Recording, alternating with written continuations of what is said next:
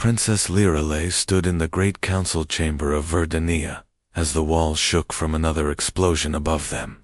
The living wood that formed their city groaned under the assault, and she could feel the pain of every damaged tree through her connection to the forest network around her. The other council members argued in panicked voices, but their words meant nothing now. The Vex machines had broken through their outer defenses and were burning everything in their path for 3 years.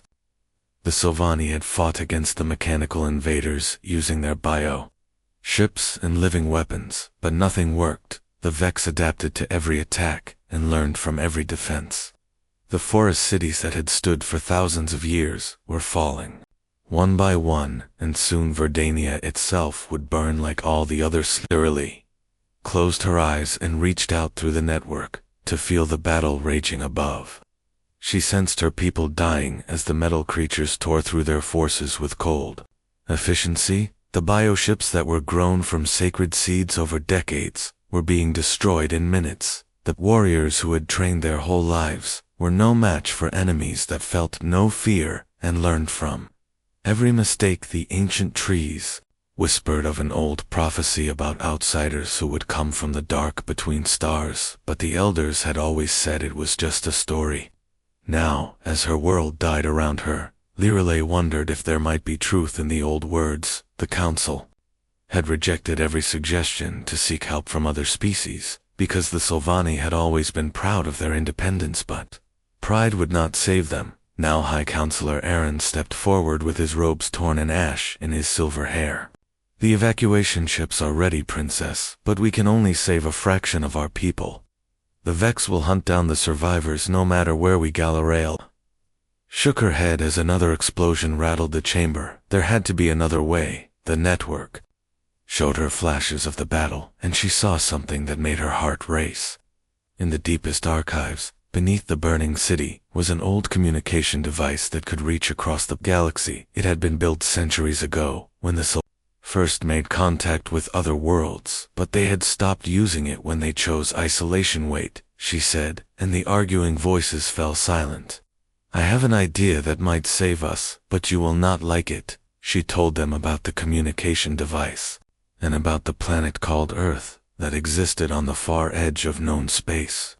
The humans there were considered primitive by most galactic civilizations, and were known for their violent nature. Most species avoided them because they fought wars with a brutality that shocked more civilized worlds, though. Council members looked horrified at the suggestion. Counselor Varen stepped forward with his face pale. Princess, we cannot invite those barbarians to our world. They are little better than the Vex themselves. Soleil felt another wave of death through the network as more of her people fell to the machines. Better barbarians than extinction, she said firmly. The humans know how to fight wars and we do not. If they help us, we might survive. The debate was brief because they had no time left. The Vex were breaking through the inner shields and would reach the council chamber within hours. Lirelei took a small group of guards and ran through burning corridors to reach the archive. The old communication device was covered in dust, but the bio-neural circuits still glowed when she touched them. She had studied the old records and knew that Earth had a military force called the Earth Defense Force. The humans had recently defeated something called the Titan Rebellion and were expanding into new sectors of space. Most importantly, they had technology that could match the Vex. Machinist Lirelei activated the device and felt the network surge through it to reach across impossible distances. She had never sent a message so far, and the effort made her dizzy, but she pushed harder until she felt the connection lock onto a human station somewhere near. Earth, this is Princess Lirelei of the Sylvani people, she transmitted. Our world is under attacked by mechanical invaders, called the Vex Collective. We offer advanced biotechnology in exchange for military assistance. Time is running out. The response came faster than she expected, and the voice was crisp and professional. This is Captain Lisa Harper of the Earth Defense Force Luna Station. We have received your distress call, Princess. Can you provide tactical data on your Atticus? Lirelei quickly transmitted everything they knew about the Vex, while explosions grew closer to the Archive. The humans asked sharp questions about enemy capabilities and defensive positions. Their interest seemed focused on military details rather than the biotechnology she had offered Captain Harper finally responded, after reviewing the data. Princess, we are prepared to send assistance, but you should know that once we commit to this operation, we will see it through to completion regardless of the cost. Are you certain you want our help? Something in the human captain's tone made Lyra hesitate, but the sound of metal feet in the corridors above decided for her. Yes, Captain Harper, we accept whatever help you can provide. Well, Princess Harper replied, prepare landing coordinates for our advance force. We will arrive in 72 hours. Try to stay alive until then. The connection ended, and Lyra slumped against the communication device. She had just invited unknown aliens to her world, and promised them their most precious technology in exchange for help from strangers. But as the Vex machines broke through the archive doors and her guards fell around her, she knew it was their only chance. 3 days later, Lyra stood on the highest platform of what remained of her city and watched the sky tear open as massive ships emerged from hyperspace. The human fleet was larger than anything she had ever seen, with sleek gray vessels that bristled with weapons. The lead ship was enormous, with guns that could probably destroy a moon. Captain Harper contacted them again. Princess Lyra, this is Admiral Kate Morrison, commanding the Terran fleet. We have arrived, and are beginning combat operations. Please stand by. Lyra watched in amazement as the human ships moved. With perfect coordination, the Vex forces that had seemed unstoppable suddenly found themselves under attack from weapons they had never encountered. Explosions lit up the sky as the mechanical invaders tried to adapt to human tactics, but the Earth forces seemed to anticipate every 6 hours. The battle was over, and the surviving Vex machines were retreating into deep space. Lyra felt hope for the first time in years, but something about the human efficiency troubled her. They had destroyed her people's ancient enemy with such ease that it seemed almost casual. A small human ship landed near her platform, and Captain Harper emerged, wearing strange armor and carrying weapons that hummed with energy. She was shorter than most Sylvani, with dark hair and eyes that missed nothing. Her smile seemed friendly, but there was something predatory about the way she moved. Princess Lyra, Harper said with a slight bow, we have cleared your immediate airspace, but this is just the beginning. The Vex will return with larger forces, and we need to discuss terms for a longer alien. Celerale nodded gratefully. Captain Harper, you have saved my people, and we are in your debt. What do you require from us? Harper's smile widened slightly, and Lyra felt a chill run down her spine. Oh, Princess, she said, we have many things to discuss, but first, let me introduce you to the rest of our team.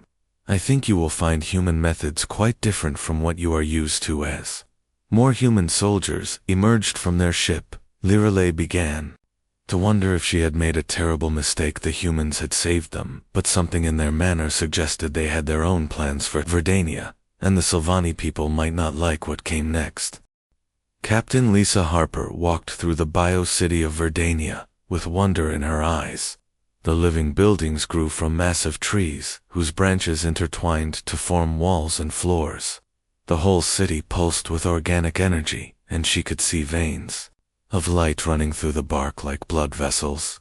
It was beautiful in a way that human architecture could never match. Behind her walked Dr. Amy Rodriguez, the expedition's xenobiologist, who was scanning everything with her instruments, and Commander Julia Banks, who kept her hand near her weapon despite the ceasefire.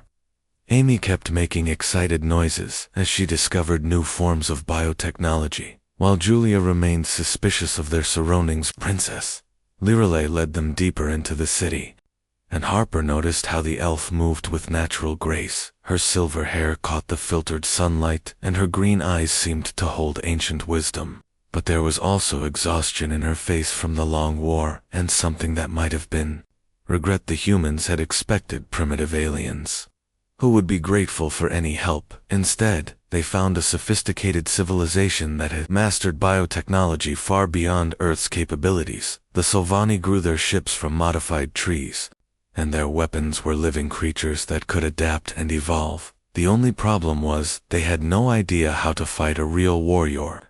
Bioships are impressive, Princess, Harper said as they walked, but why did you not use them more aggressively?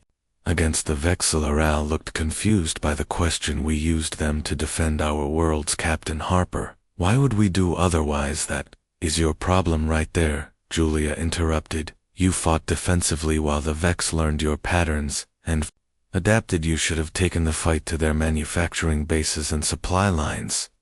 The princess stopped walking and stared at Julia with shock. You mean attack their home worlds, but that would harm innocent creatures who had no part in the war. Army looked up from her scanner. Princess, there are no innocent Vex. They are a collective intelligence that views all biological life as a threat to be eliminated. Every Vex unit is part of the same hostile. Dillarao seemed to struggle with this concept. The Sylvani had fought wars before, but always with honor and restraint. They protected their own territory and drove off invaders, but they did not hunt down enemies or destroy their homes. The human approach to warfare was completely alien to them. Harper tried to explain human military doctrine. We learned long ago that leaving enemies alive just gives them time to rebuild and attack again. The only way to end a war is to win so completely that your enemies cannot threaten you ever again. The tour continued, and Harper met other members of the Sylvani leadership. High Counselor Aaron treated the humans with polite distrust, while Commander Theron of their bioforces seemed fascinated by human tactics. Most of the elves viewed humans as useful barbarians who could be controlled and dismissed once the crisis passed. That evening, Admiral Kate Morrison arrived with additional forces, and Harper attended a formal dinner where both species tried to understand each other. Morrison was a tall woman with gray hair and cold blue eyes, who had spent 30 years fighting humanity's enemies. She listened to Sylvani concerns about civilian casualties with barely concealed impatience. Admiral Morrison finally spoke when the elves finished explaining their rules of warfare. Princess Lirelay, your people fight wars like a sport with rules and honor. The Vex do not care about your rules. They will kill every living thing on this planet and use your corpses as raw materials. The princess looked offended by the Admiral's bluntness, but Morrison continued. Human civilization learned to survive by being more ruthless than our enemies. We do not fight fair wars, Princess. We fight to win them. Dar Rodriguez tried to smooth things over by discussing the scientific exchange both species could learn from each other, with humans offering advanced metallurgy and energy weapons, while the Sylvani shared their biotechnology. But even the scientific cooperation revealed differences in thinking. The grew technology slowly over generations, breeding new capabilities into their biosystems, while humans built machines quickly and replaced them when better designs emerged. The elves valued harmony and balance, while humans valued efficiency and results. 3 days later, Sergeant Maria Santos arrived with the first human marine unit to train Sylvani defenders. Santos was a short, muscular woman with scars on her arms and a voice that could shatter glass. She took one look at the elven warriors and shook her head in disgust. These are not soldiers, she told Harper. They are dancers with weapons. They have no idea how to kill efficiently. The training sessions were disasters from the start. Santos tried to teach basic combat techniques, while the Sylvani insisted on maintaining their graceful fighting forms. The elves were skilled with their bioweapons, but they fought as individuals rather than units, and they hesitated to deliver killing blows. Sergeant Santos finally lost her patience. During a combat drill, she grabbed an elven warrior and demonstrated a human killing technique that could drop an enemy in seconds. The Sylvani warrior looked sick after the demonstration, and several others walked away. This is barbarism, one of them said to Princess Lirelay. You have brought monsters to our world, but the results spoke for themselves. When Vex scouts probed their defenses, the mixed human and Sylvani units had casualty rates 50% lower than pure elven formations. The humans taught them to fight dirty, to use cover and concealment, and to coordinate their attacks. Commander Julia Banks worked with Theron to develop new tactics that combined human aggression with Sylvani biotechnology. The bioships could now strike hard and fast before disappearing into hyperspace, while human fighters provided cover and electronic warfare support. Meanwhile, Dr. Rodriguez made breakthrough discoveries by studying Sylvani bioneural networks. She found ways to interface human computer systems with living tissue, creating hybrid technologies that neither species could build alone.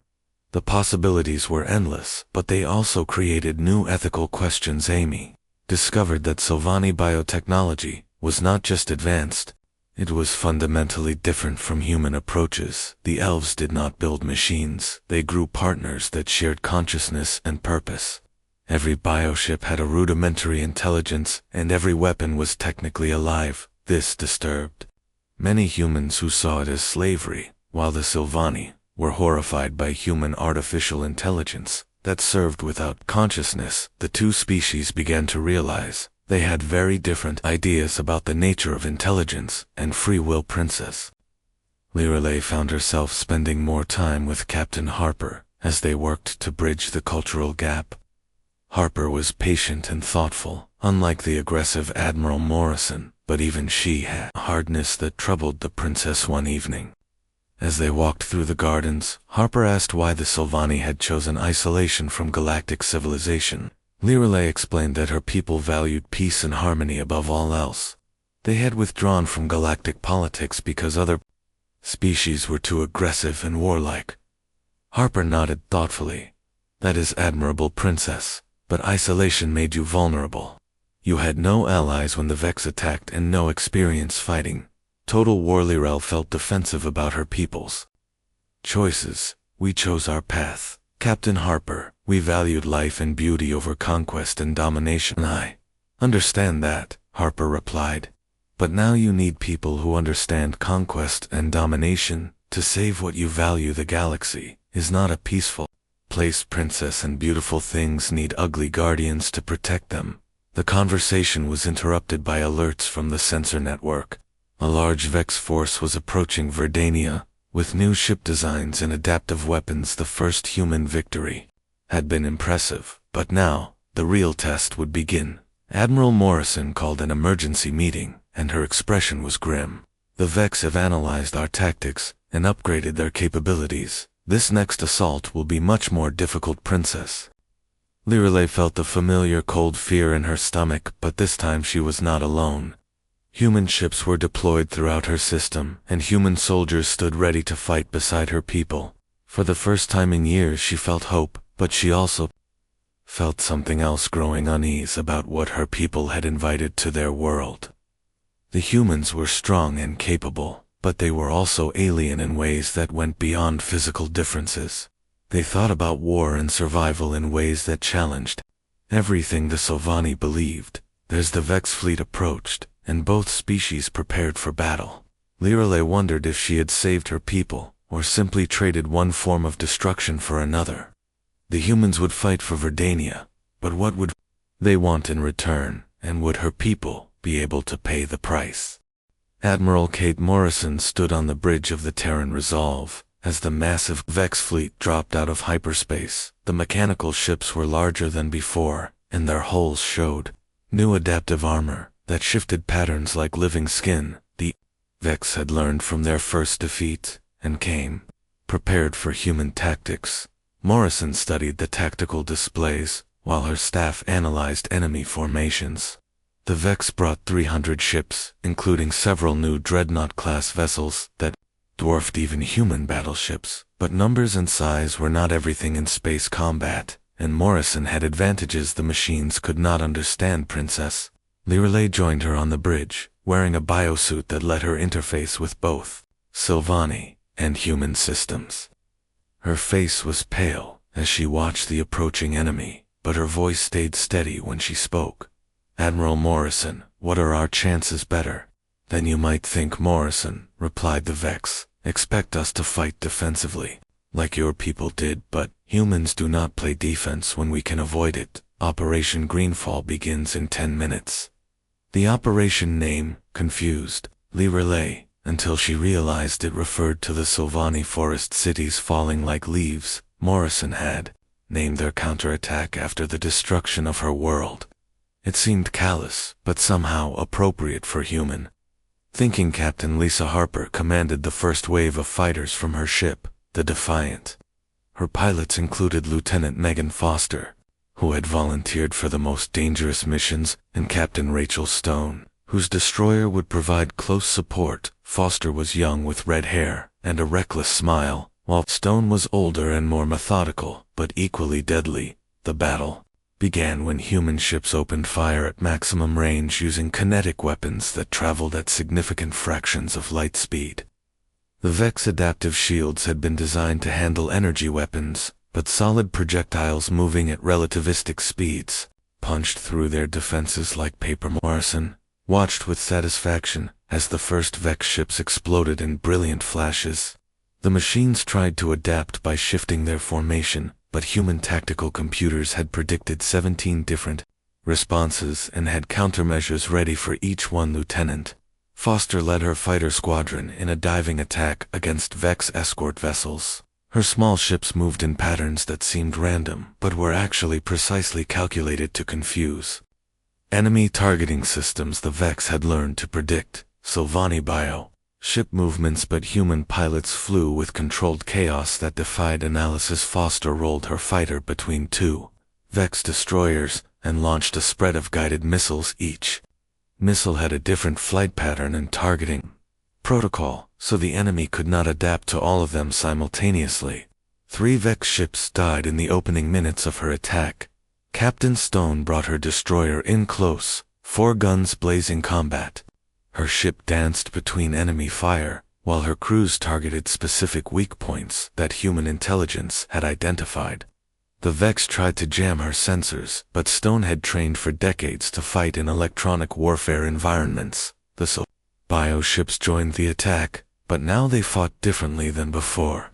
Instead of engaging in honor duels, they struck fast and disappeared using hit-and-run tactics that Sergeant Santos had taught them. Commander Theron led a bioship squadron that materialized behind enemy lines and savaged their supply vessels before vanishing again. Amy Rodriguez watched from the science station as her hybrid biocomputer systems gave human ships unprecedented coordination. The organic neural networks could process information in ways that artificial intelligence could not, while human computers provided logical framework that biosystems lacked. The combination was devastating against Vex adaptive protocols. The machines could learn to counter human logic or biological intuition, but they could not adapt to both simultaneously working together. The hybrid systems anticipated Vex responses and had countermeasures ready before the enemy could implement changes. Admiral Morrison smiled grimly as the battle turned in their favor, but she knew this was only the beginning. The Vex would adapt again and return with new ships and tactics. Total victory required more than winning battles. It required eliminating the enemy's ability to make war. Princess Lirale watched human ships destroy her people's ancient enemy with frightening efficiency. But something about their methods disturbed her. When Vex ships tried to surrender, the humans ignored their signals and continued firing until everything was destroyed. Admiral, why do your ships not accept surrender? She asked. Morrison glanced at her with surprise. Princess, the Vex do not surrender. They retreat to rebuild and attack again. The only way to stop a machine intelligence is to destroy it completely. But some of those ships might have contained valuable information, or prisoners. Lirale protested. Morrison's expression hardened. The Vex do not take prisoners, Princess. They convert biological life into raw materials. Any creature found on their ships would already be dead, or worse. Human military doctrine is simple when facing extinction-level threats. Show no mercy, because your enemies will show you none.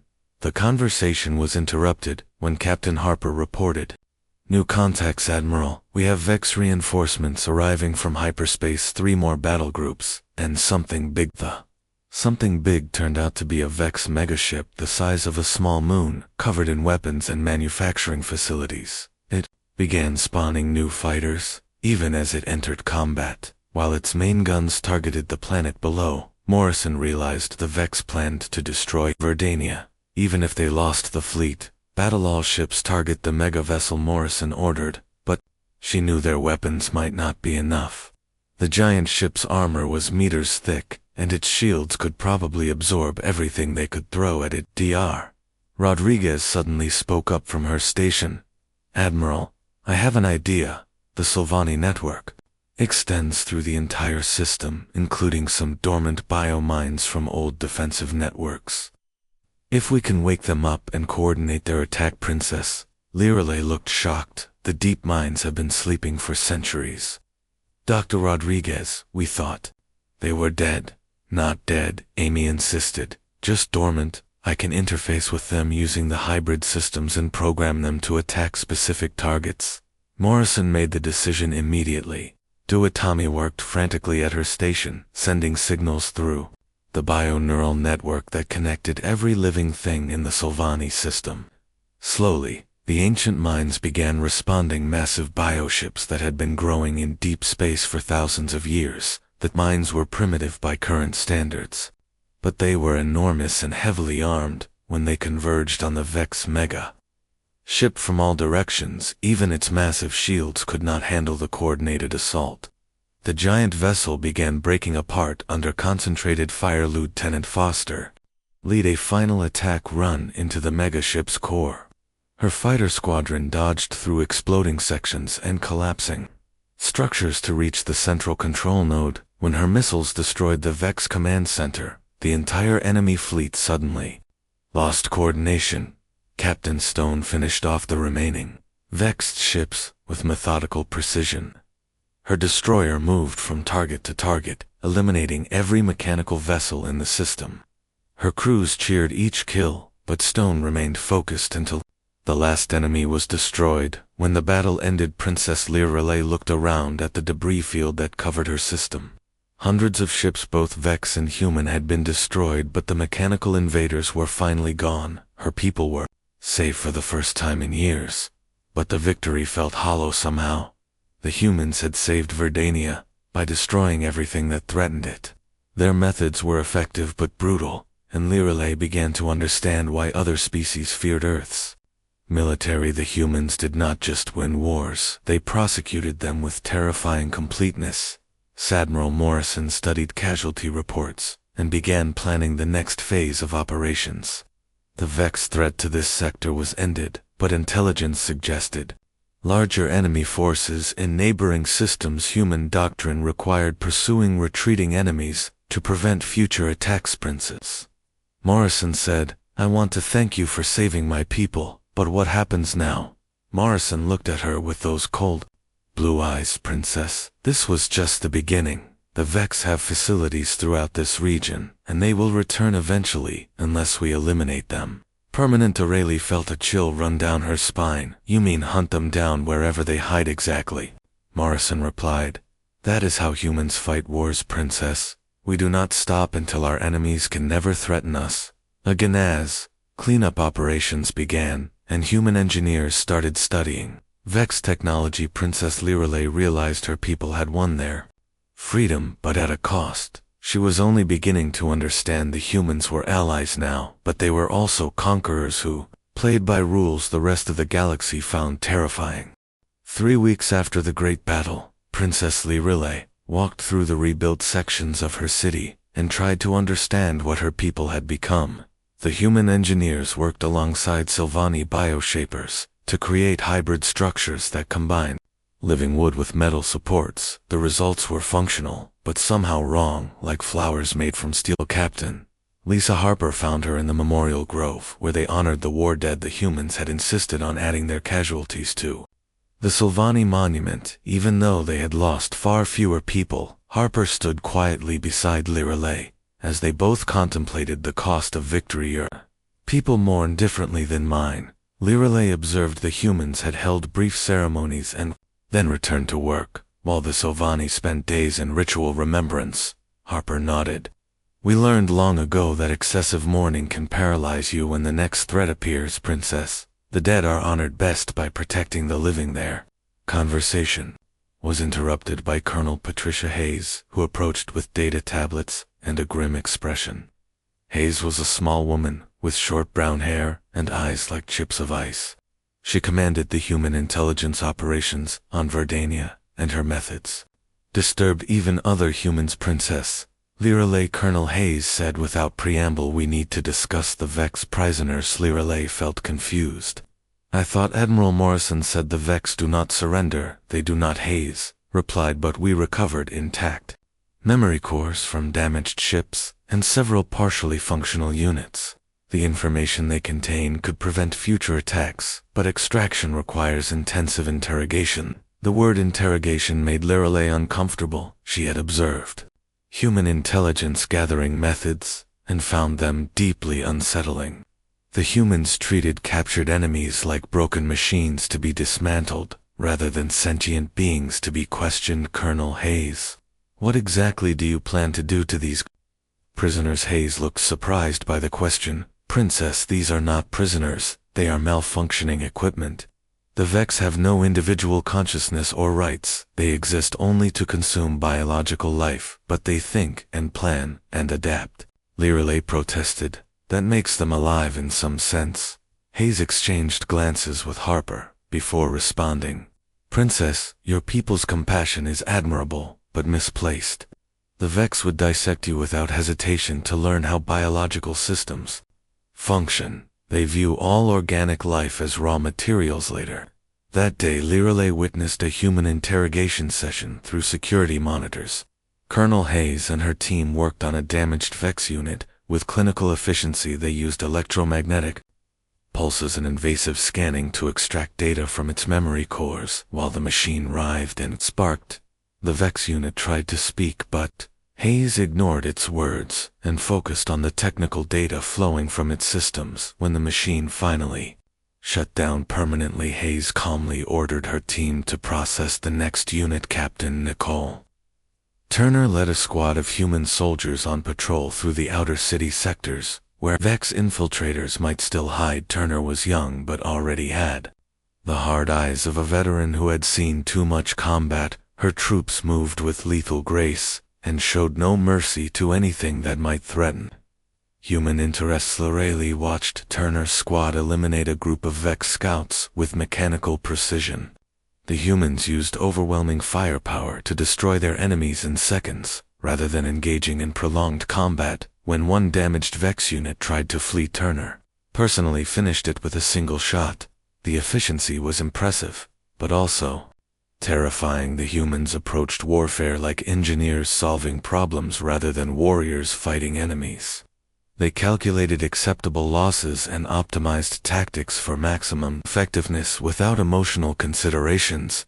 Admiral Morrison called a strategy meeting to discuss the next phase of operations. The conference room was filled with human officers and a few Sylvani representatives who looked increasingly uncomfortable as the discussion progressed. Morrison activated a holographic display showing the local star systems. Red markers indicated confirmed Vex installations, while yellow ones showed possible threats. The map looked like a disease spreading through space. Admiral Morrison began her briefing. Intelligence suggests the Vex have 12 major manufacturing facilities within 50 light-years of Verdania. They are already rebuilding their forces and will return within 2 years, unless we act first. High Counselor Aaron shifted nervously in his chair. Admiral Morrison, surely we can negotiate some kind of peace treaty, now that we have proven our strengths. Morrison looked at him with barely concealed impatience.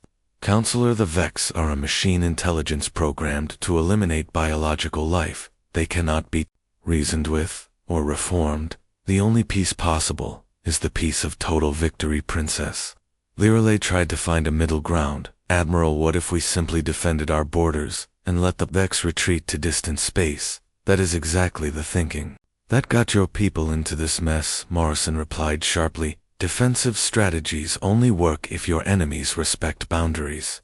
The Vex will rebuild and return stronger than before, unless we eliminate their capacity to wage war. Commander Julia Banks presented detailed assault plans for each Vex facility. The humans had studied every target and developed strategies to destroy them with minimal casualties. The plans were thorough and ruthless, leaving no room for enemy survival. One facility might contain non-combatant units. Lirelay protested there could be research data, or even prisoners. Banks looked confused. Princess, there are no non-combatant. Vex, every unit is part of their war machine, and any prisoners would already be processed into raw materials. Human doctrine requires destroying all enemy capabilities. Regardless of secondary considerations, the meeting continued for hours, as human officers outlined their campaign to eliminate every Vex presence in the sector. Lyra listened with growing horror as she realized the humans planned to hunt down and destroy an entire species. Dr. Amy Rodriguez tried to balance the discussion by proposing scientific missions to study Vex technology before destroying it, but even her suggestions focused on learning how to fight the machines more effectively, rather than understanding them. Chief Rebecca Walsh led the human engineering teams that were reverse engineering Sovani biotechnology. Without permission, Walsh was brilliant but arrogant, and she treated elven biosystems like puzzles to be solved, rather than living creatures to be respected. Walsh presented her latest discoveries to a mixed audience of humans and Sovani. Princess, your bio-neural networks are based on fascinating principles that could revolutionize human computing. We need to study them more. Lirelay felt violated by the casual way Walsh discussed their sacred technology. The bio-neural networks were not just tools, they were living extensions of Sovani consciousness that connected every member of their society. Chief Walsh Lirelay said carefully, those networks are not just technology. They are part of our spiritual and cultural identity. Walsh waved dismissively. Princess, we understand the cultural significance, but practical applications are more important right now. We need every advantage we can get against potential future threats. The human engineer continued her presentation, showing how Sylvani biotechnology could be adapted for human weapons and defense systems. She spoke about living creatures, like they were components in a machine to be optimized and improved.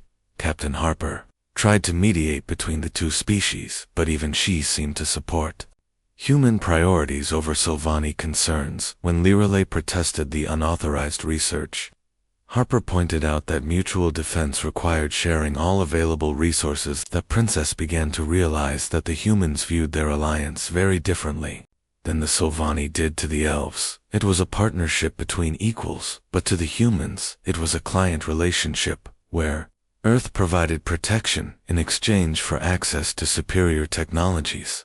The weeks passed, more human ships arrived in the Verdania system. Admiral Morrison called them reinforcements, but Lirelay suspected they were really occupation forces.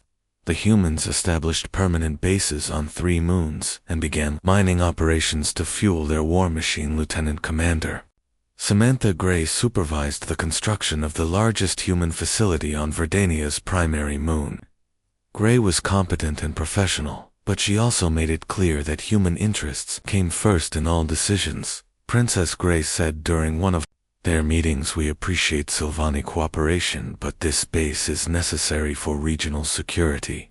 The Vex threat requires permanent human presence to prevent future attacks. Lirelay understood the logic, but she also felt like her people were becoming junior partners in their own system. The humans made decisions about Sylvani's space without consulting the actual inhabitants and justified everything in terms of military necessity. One evening, as she stood in her private chambers looking up at the human base on her moon, Princess Lirelay finally understood the true meaning of the story's title. Her people had called Earth for help in their darkest hour, but they had not understood what that help would cost. The humans had saved Verdania, but they had also claimed that the Sylvani were safe from the Vex, but they were no longer masters of their own destiny.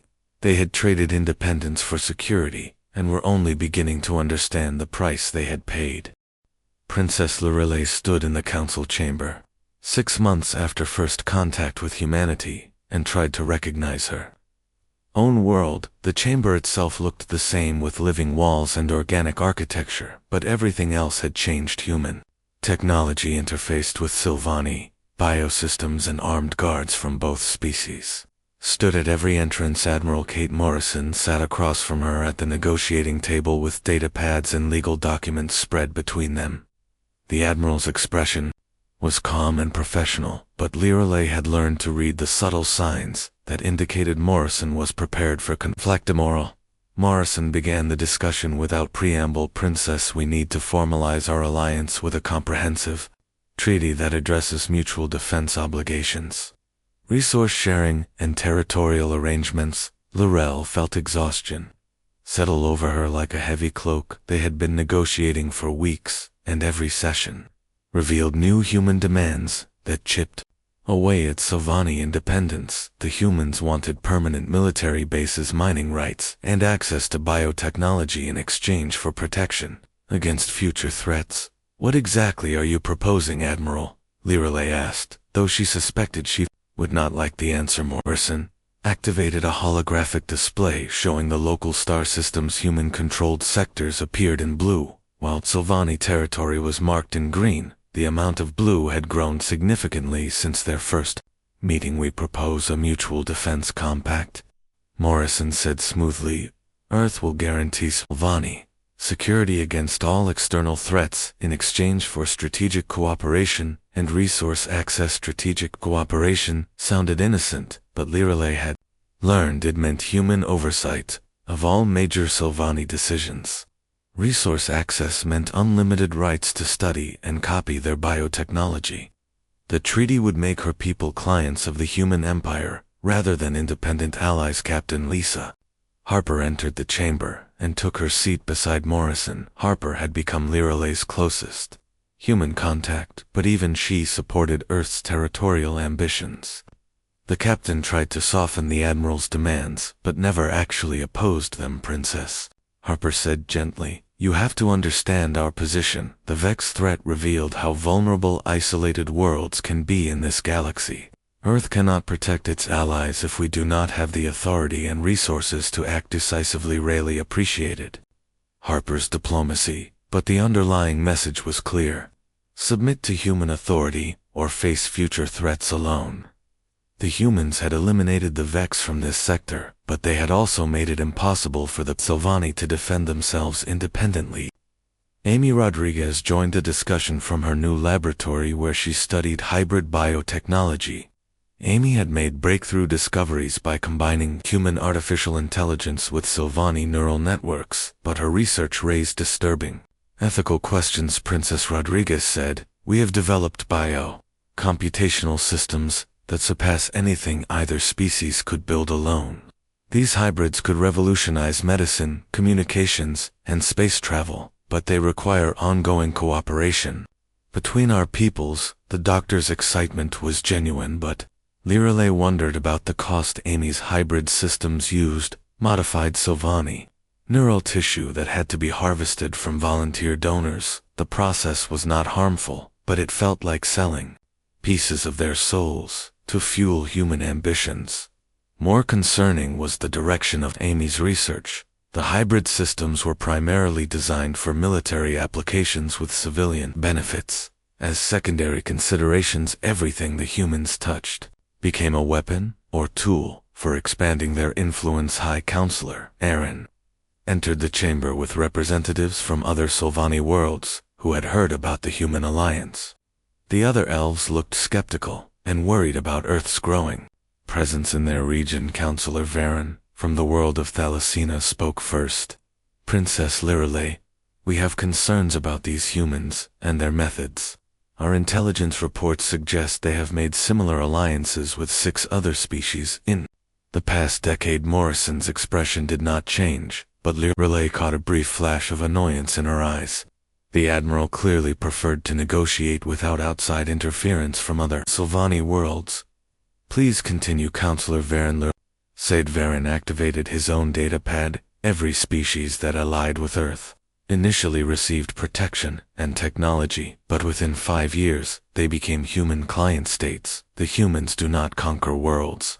Princess, they absorb them through economic and military dependence. Morrison finally spoke, her voice cold but controlled. Counselor Varen, human alliances are based on mutual benefit and shared security interests. We do not force cooperation, but we do require genuine commitment to mutual defense. That sounds like a threat, Counselor Aaron observed. Morrison smiled thinly. Counselor, it is a promise. We protect our allies completely, but we expect them to contribute meaningfully to collective security. Half measures and conditional support invite discussion continued for hours as both sides presented their positions. The humans offered unprecedented protection and technology sharing, but demanded authority to make unilateral decisions about threats and responses. The Sylvani wanted partnership and consultation, but the humans considered that inefficient and dangerous. Lieutenant Commander Samantha Gray provided updates on the expanding human presence in Sylvani space. The military bases were now small cities, with families and civilian infrastructure. Gray spoke about permanent settlement rather than temporary deployment. Princess Gray said, we are establishing schools and medical facilities for human families stationed here. This demonstrates our long-term commitment to your people's security bet. It also meant the humans were not planning to leave. Lireley realized the bases would become colonies, and the colonies would become centers of human culture and influence.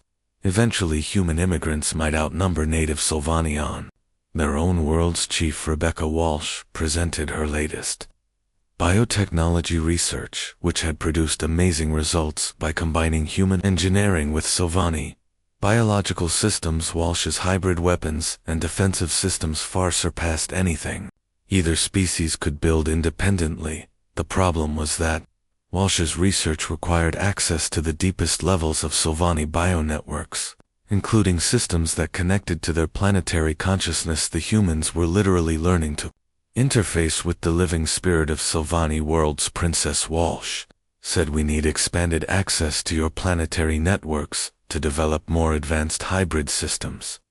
The potential applications for terraforming and ecological management are extraordinary.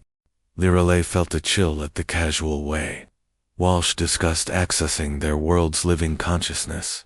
The bionetworks were not just technology, they were the spiritual foundation of Sylvani civilization. Chief Walsh, those networks are sacred to my people. They connect us to our ancestors and to the living spirit of our worlds. Walsh looked impatient. Princess, we respect your cultural beliefs, but practical applications must take priority. We are developing systems that could restore damaged ecosystems and create new worlds for biological life. The argument continued, but Lireley realized the humans would eventually get what they wanted. They always did, through a combination of logical arguments, military necessity, and implied threats. The choice was always cooperation, or abandonment. Captain Harper requested a private meeting after the main session. Ended. She led Lireley to a quiet garden where they could speak without recording devices or political pressures. Lireley said, using the captain's first name, you have become my friend, but I need you to be honest with me. What do your people really want from us? Harper was quiet for a long moment before answering. Princess, the truth is that Earth's command sees this alliance as an opportunity to establish humanity as a major galactic power. Your biotechnology gives us capabilities we could never develop independently. And what happens to my people in this grand plan? Harper met her eyes directly. You survive, Princess, and your children will live in a galaxy where biological life is protected by the strongest military force in known space. The alternative is facing future threats alone, but we will not be free. Lireley said, freedom is a luxury for species that can defend themselves. Harper replied, your people chose survival over independence. When you called for our help now, you have to live with the consequences. The final treaty negotiations took place the next day, with representatives from multiple human and worlds present. Admiral Morrison presented the final terms, which established a comprehensive alliance between Earth and the Sylvani Confederation. The treaty guaranteed Sylvani autonomy in domestic affairs, but gave humans authority over all military and security decisions. Human corporations would have mining and settlement rights, while Sylvani biotechnology would be shared freely for mutual defense. Princess Lireley looked around the chamber at the faces of her advisors and people. Some showed resignation while others displayed anger or fear. Everyone understood they were signing away their independence, but the alternative was extinction. I accept the terms. Admiral Morrison Leroy said finally. May our peoples find wisdom in this alliance. Nodded with satisfaction. The treaty was signed with appropriate ceremony, and both species celebrated the new partnership, but Leroy felt only emptiness as she watched human and Sylvani officials embrace. Later that evening she stood on her balcony, looking up at the stars and thinking about the old saying, be careful what you wish for. Her people had wished for salvation and received it, but at a price they never anticipated. Lieutenant Commander Gray approached with construction plans for expanding the human presence on Verdania. The plans showed industrial facilities, civilian housing and educational centers that would transform the moon into a major human colony. Princess Gray said, we appreciate your people's hospitality. Our long-term presence here will ensure your security for generations. To Camilla Relay nodded politely, but wondered if future generations of Sylvani would thank her for the choices she had made. The humans were not evil, but they were overwhelming in their efficiency and ambition. They would protect Sylvani worlds by absorbing them into human civilization.